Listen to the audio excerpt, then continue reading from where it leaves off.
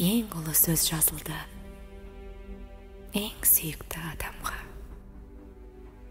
Ең терең көр қазылды ең нәзікке ғаламда.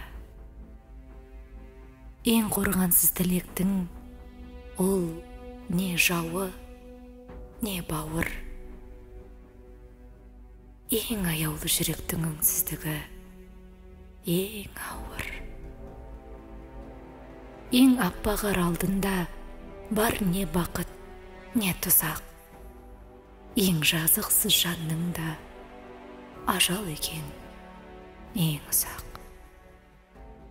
Кім білген күн не дерін, түн шошытты түрімен.